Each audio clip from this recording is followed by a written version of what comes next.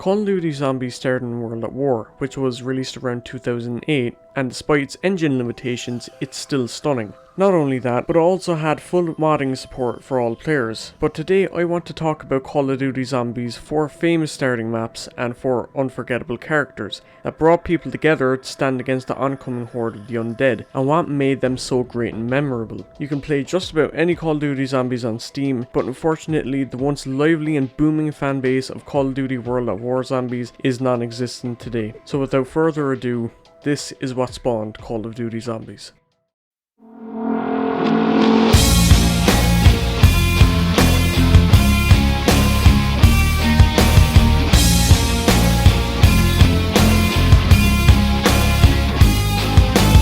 At the heart of midnight, 4 Marines must work together and hold off for as long as possible against the undead horde and try to survive. This is the beginning of Call of Duty Zombies and the story it proceeded with. In 2008, people were introduced to the map after completing the stunning World at War campaign, expecting a cutscene or a happy ending, but to their surprise and their dismay, they were met with darkness and mystery.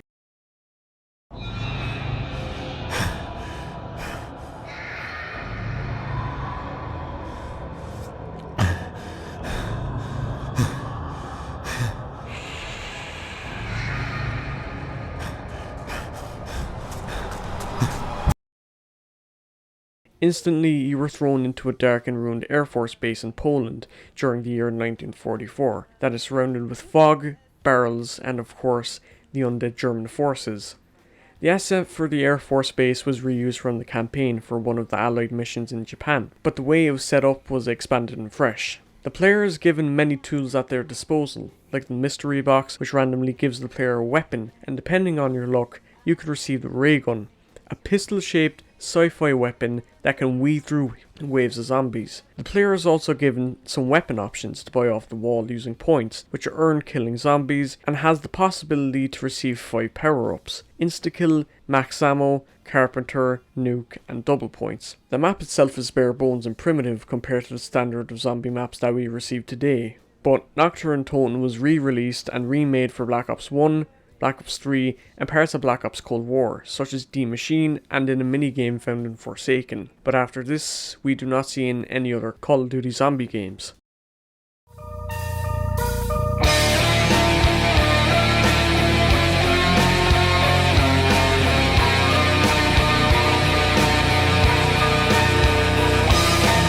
Chemically engineered beverages, electric traps, and an objective to locate the mystery box and turn on the power. This was a fresh task for zombies enjoyers, as they now have an objective to reach the power switch. This is where we are introduced to the Perk-a-Cola system, colas that the player can purchase from perk machines for a set amount of points. The perks introduced were Quick Revive to help you revive your teammates quicker at the cost of 1500 points, Juggernog to allow you to take more hits off of a zombie for the cost of 2500 points, Speed Cola which allows you to rebuild barriers and reload faster for the cost of 3000 points, and Double Tap which doubled your damage output for the cost of 2000 points. These perks can only be bought after the power is activated, adding more incentive for the player. Another thing that can only be activated by power is an electric trap, which fries a zombie alive within moments of stepping within its radius. Not only that, but a challenge was also added. The player now has a chance to get a cursed teddy bear in the mystery box, which will cause the box to move to a random location which the player must follow within the map. The map itself is based in Wittenau Asylum in Germany, and has the 4 players split into 2 rooms by a door that can only be opened by the power, adding to the stress of survival. The map was released on March 16th of 2009 as part of a DLC that players could purchase.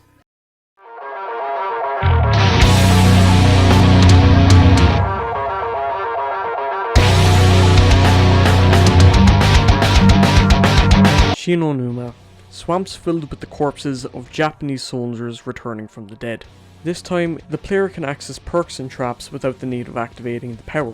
The map is based in Japan's fictional Division 9 research group, where the lore of zombies is also rooted. This map brings a lot to the table regarding content.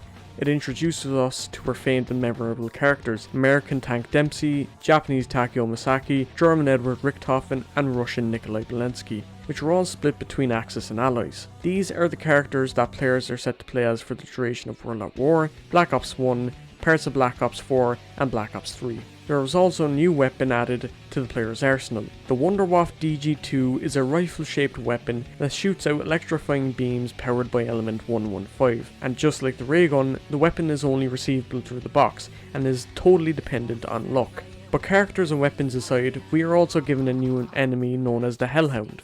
They spawn in specific round 5 multiples, and give a reward to the player for killing all the Hellhounds in the form of a max ammo drop, which refills the player's ammo. Nothing new is added to Kino aside from the aforementioned items, and like Verrucht, it was released in 2009 as part of Map Pack 2.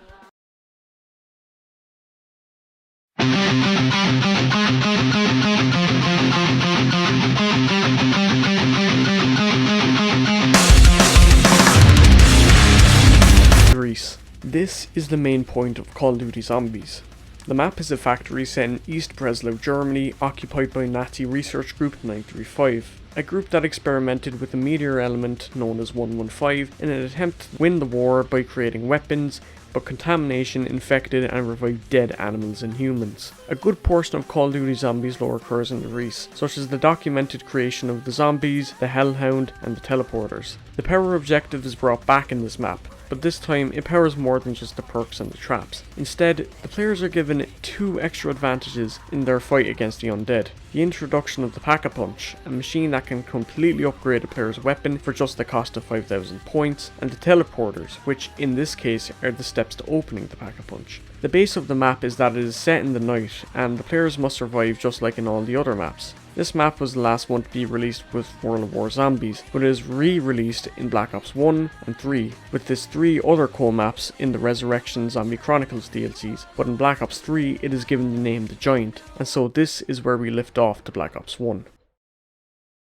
I hope you enjoyed the video and found it interesting. Unfortunately, there was some audio clipping in some of the speech, and that was an error on behalf of Audacity, but aside from that, I hope this video piques your interest in Call of Duty Zombies again.